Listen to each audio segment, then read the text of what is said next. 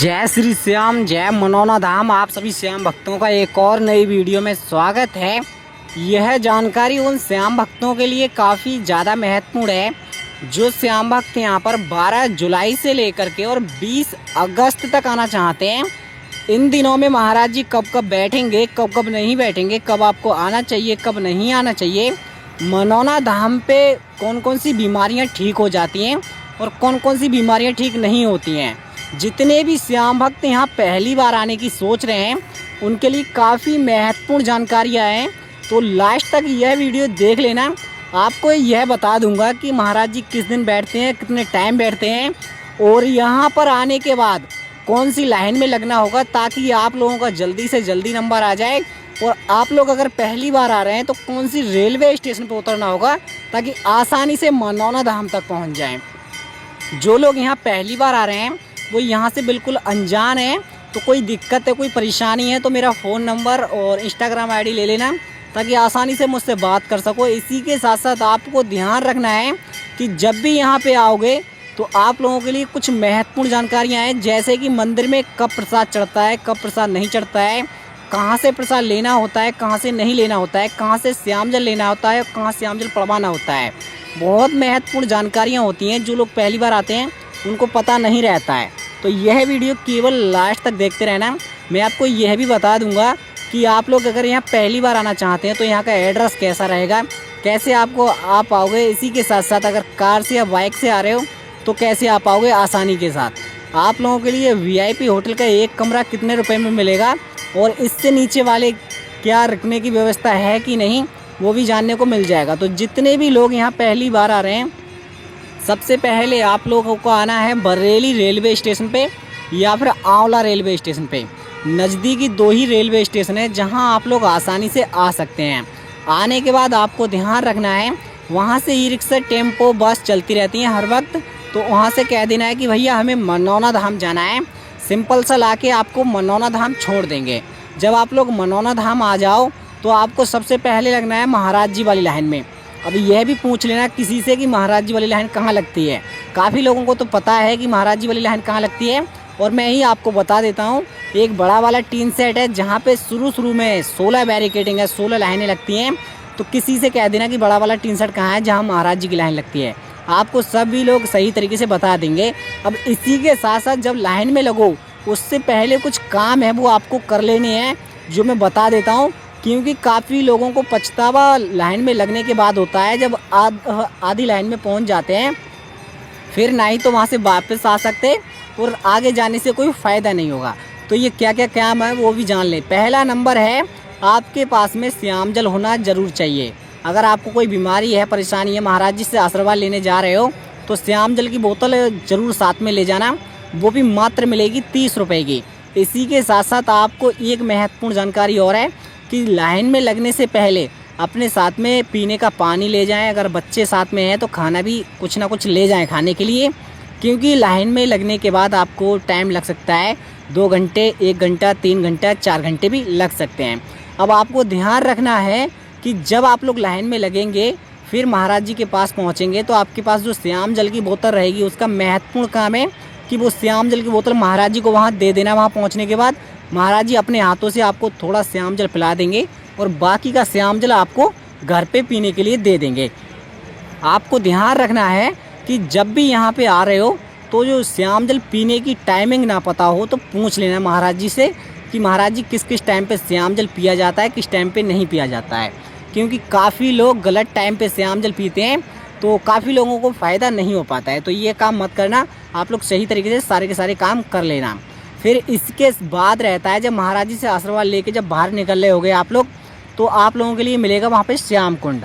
और श्याम कुंड में जल भरा हुआ रहता है, जैसे खाटू श्याम बाबा मंदिर राजस्थान में रहता है तैसे ही।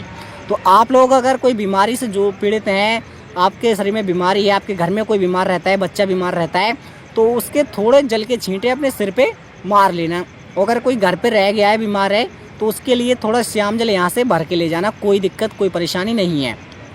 अब इसी के साथ साथ बहुत ही ज़्यादा महत्वपूर्ण जानकारी उन लोगों के लिए है जो लोग मंदिर में प्रसाद चढ़ाना चाहते हैं, अर्जी लगाना चाहते हैं और मन्नत वाला धागा बांधना चाहते हैं। मैं आपको बता देना चाहूँगा कि जब भी आप लोग यहाँ पे प्रसाद चढ़ाएंगे तो आपको किसी एक दुकान पे पहुँच जाना है यहाँ बहुत सारी दुकानें हैं, किसी एक दुकान पे पहुँच जाओगे और कह देना कि भैया हमें प्रसाद दे दो। प्रसाद लेने के बाद आप लोगों को लग जाना है खाटू श्याम बाबा की मंदिर वाली लाइन में, और लाइन में लगोगे। अगर बहुत ज़्यादा भीड़ रहती है तो आपका 1 घंटे या 2 घंटे में नंबर आ जाएगा। अगर कम से कम भीड़ रहती है तो आपका जल्दी से जल्दी नंबर आ जाएगा। आप लोग पहुँचेंगे, खाटू श्याम बाबा के मंदिर में प्रवेश करेंगे, पहले नंबर पे आप लोग आपका प्रसाद चढ़ेगा, वहाँ पे आप प्रसाद देंगे और वो आधा प्रसाद आपको वापस कर देंगे। आधा प्रसाद जो वापस करेंगे उसके लिए आप लोग क्या करेंगे, अपने घर परिवार के सदस्य हैं उनके साथ में मिल बैठ के खा लेना है। उसका अधिक फ़ायदा देखने को मिलता है क्योंकि वो खाटू श्याम बाबा का वापसी प्रसाद है। इसी के साथ साथ आप लोग अगर मंदिर में अर्जी लगाना चाहते हैं तो अर्जी के लिए एक फार्म मिलता है, वो आपको भरना पड़ता है। सही तरीके से भर लेना है। अगर आपको नहीं भरना आता है तो दुकान वाले की सहायता से उसे भर लेना। दुकान वाले से कह देना तो आपका वो अर्जी फार्म भर देगा। अब इसी के साथ साथ आपको ध्यान रखना है, अपनी अर्जी ले जा करके खाटू श्याम बाबा के मंदिर में पहुंच जाना है। वहां पे अपनी अर्जी अपने हाथों से चढ़ा देनी है। अर्जी चढ़ाओगे, फिर खाटू श्याम बाबा के दर्शन करोगे। दर्शन करते समय आंखें बंद करके कुछ मन्नत ज़रूर मांग लेना। अगर आपकी कोई मन्नत है या कोई घर में बीमार है, मम्मी पापा बहन भाई बेटा बेटी जो भी है, अगर थोड़ा भी फ़ायदा हो गया, क्योंकि जिन लोगों के घर में बीमार होते हैं या फिर कोई बीमारी से पीड़ित होता है तो अक्सर ठीक नहीं लगता है, तो आप लोग मन्नत मांग लेना। हो सकता है खाटू श्याम बाबा आपकी ज़रूर सुन लेंगे। और जितने भी लोग यह वीडियो घर बैठे देख रहे हैं तो कमेंट में जय श्री श्याम जय मनौना धाम जरूर लिख देना। हो सकता है आपकी भी मन्नत घर बैठे ही पूरी हो जाए, क्योंकि खाटू श्याम बाबा हर व्यक्ति की सुनता है, जो हारा है उसे ही जिताया है। फिर इसके साथ साथ यहाँ का सबसे महत्वपूर्ण काम है कि आप लोगों को मन्नत वाला धागा बांधना है। मन्नत वाला धागा आप लोगों के प्रसाद में ही मिल जाएगा। ध्यान रखोगे, मन्नत वाला धागा नीम वाले थान के पेड़ पे ही बांधना है। जहाँ आप लोग पहुँचेंगे वहाँ परिक्रमा करने पड़ेंगे। करना चाहते हो तो परिक्रमा कर लेना, और नहीं करना चाहते हो तो कोई बात नहीं है। मगर अपना जो प्रसाद में निकलेगा खाटू श्याम बाबा का धागा, वो वहाँ पे बांध देना। खाटू श्याम बाबा का जो धागा या पट्टी रहेगी उसको सही तरीके से बांधने का एक तरीका है कि पहला नंबर तो आप लोगों को हाथ में ले लेना है खाटू श्याम बाबा का धागा, और अपनी आँखें बंद करके जो भी मांगना है वो मन ही मन में बोल देना।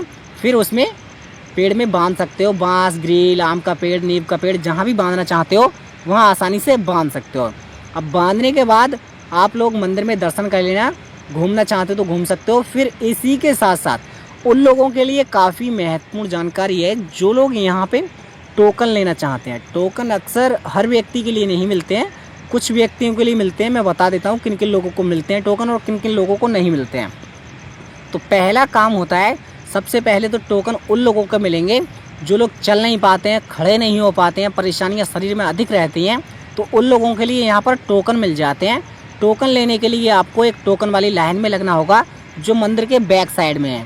ध्यान रखोगे, वहाँ पे जैसे ही पहुँचोगे वहाँ पर अपने जिस व्यक्ति को टोकन दिलाना चाहते हो उसका एक वीडियो बना लेना फ़ोन में, और मनौना धाम का ही वीडियो होना चाहिए। ये बात ध्यान में रखना, क्योंकि काफ़ी लोग घर से वीडियो बना लाते हैं और वो मना कर देते हैं। आप लोग वहीं पे वीडियो बना लेना। फिर आप लोग नॉर्मल सा व्यक्ति लाइन में लग जाना। लाइन में जैसे ही आप लोग लगोगे आपका नंबर आएगा। 1 घंटे में भी आ सकता है, आधे घंटे में भी आ सकता है, 2 घंटे में भी नंबर आ सकता है, मगर इससे ज़्यादा टाइम नहीं लगता है, क्योंकि टोकन वाले अक्सर 50 लोग, 100 लोग या 150 लोग ही रहते हैं, इससे ज़्यादा नहीं रहते हैं। जब आप लोग अंदर पहुँचोगे, वहाँ पहुँचने के बाद आपको टोकन नंबर दिया जाएगा और एक मोहर लगा के दी जाती है अर्जी पे। फिर आपका टोकन पक्का हो जाता है। फिर आपसे वो बोल देंगे कि आप लोगों को पहुंचना है गेट नंबर 1 पे।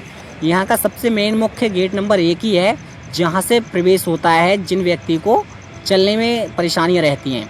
तो आप लोग गेट नंबर 1 पे पहुँच जाना।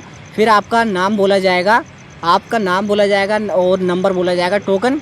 फिर आप लोगों को डायरेक्ट अंदर प्रवेश कर लेना है। अंदर जैसे ही आप लोग पहुँचेंगे, आपको कुछ देर वेट करने के बाद महाराज जी के आशीर्वाद से आपको जल पढ़ के दिया जाएगा। महाराज जी को बता देना जो भी बीमारियां हैं, शरीर में दिक्कतें परेशानियां हैं, वो महाराज जी को सही तरीके से बता देना, ताकि आप लोगों को सही से जल्दी फ़ायदा हो जाए।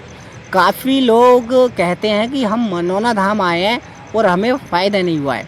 काफ़ी लोग यही काम करते हैं कि अपनी बीमारियां परेशानियां महाराज जी को नहीं बताते हैं, इसी वजह से आपको फ़ायदा नहीं हो पाता है। तो आप लोग जब भी आएँ तो कहीं दर्द है या फिर कोई बीमारी है तो सही तरीके से बता देना महाराज जी को, ताकि आप लोगों को जल्दी से जल्दी राहत मिल सके बीमारी से और आप ठीक हो सकें। फिर इसके बाद जो लोग यहाँ पहली बार आ रहे हैं, कोई 500 किलोमीटर दूर से आ रहा होगा, कोई 1000 किलोमीटर दूर से आ रहा होगा, तो सबके लिए एक महत्वपूर्ण जानकारी है कि जब भी यहाँ पे आएँ तो आप लोगों के लिए यहाँ पे रुकने की व्यवस्था बहुत ही अच्छी वाली मिल जाएगी, वो भी मात्र 200 रुपये में 24 घंटे के लिए। ये फर्स्ट क्लास तो नहीं है, पहले आप लोगों को ये बेस्ट लगेगा क्योंकि बड़े बड़े टीन सेट डाल दिए गए हैं, उनमें बेड टाइप के हैं, उन पर गद्दे पड़े हुए हैं, पंखे लगे हुए हैं, उनमें 200 रुपये दे करके एक व्यक्ति एक बेड पे सो सकता है आसानी से 24 घंटे के लिए। तो ये कुछ ज़्यादा भी नहीं है। फिर इसके बाद रहता है फर्स्ट क्लास कमरे का। अगर किसी वीआईपी होटल में रुकोगे आप लोग तो यहाँ पे मंदिर के जस्ट बराबर में ही काफ़ी सारे होटल हैं और थोड़े नज़दीकी भी काफ़ी सारे होटल हैं। तो आपको ध्यान रखना है, उनमें फ़र्स्ट क्लास का लगभग 1500 रुपये का कमरा मिलेगा और सेकंड क्लास का 1200 मिलेगा, थर्ड क्लास का 800 मिलेगा। तीनों ही कमरों में आप लोग लगभग 7 से 8 लोग रह सकते हो आसानी से। और फर्स्ट क्लास की फैसिलिटी अलग होगी, सेकंड की अलग होगी, थर्ड की अलग होगी। फिर इसके बाद रहता है खाने का प्रोग्राम। काफ़ी लोग आते हैं, देखो खाना तो सबके लिए बेहतर रहता है, खाना तो पड़ेगा ही। तो आप लोगों के लिए यहाँ पे खाना ज़्यादा महंगा नहीं मिलेगा। आप लोग बहुत सारी जगह गए होंगे, वहाँ पे कहीं पे 200 रुपये की थाली या 150 रुपये की थाली मिलेगी, मगर यहाँ पे शुरुआती दौर हो जाता है 50 रुपये से स्टार्ट। 50 रुपये से लेकर के वो 100 रुपये भी हो सकता है, 150 रुपये भी हो सकता है। तो आप लोग जैसा खाना खाना चाहेंगे वैसा आपको स्वादिष्ट खाना मिल जाएगा। लगभग यहाँ पे स्टॉल, ढाबे, होटल लगभग बहुत सारे हैं जिन पे भी आप लोग खाना चाहें आसानी से खा सकते हैं। ज़्यादा भीड़ भी नहीं मिलेगी, बहुत कम श्रद्धालु मिलेंगे और आप लोग आसानी से खा सकते हैं जहाँ भी आपकी इच्छा चाहें। फिर इसके साथ साथ जो लोग यहाँ बाइक से, कार से आ रहे हैं, पहले मैं आपको एड्रेस बता देता हूँ। एड्रेस के साथ साथ आप लोगों के लिए यह भी बता देता हूँ कि आपकी बाइक और कार जो है कहाँ खड़ी होगी। देखो यहाँ के नज़दीकी शहर हैं बरेली, आंवला, बिसौली, चंदौसी, मुरादाबाद और बदायूं, सैदपुर, बरीजगंज, बगरैन। ये यहाँ के आस पड़ोस के शहर हैं, इनसे गुजर के आप लोग आ सकते हैं।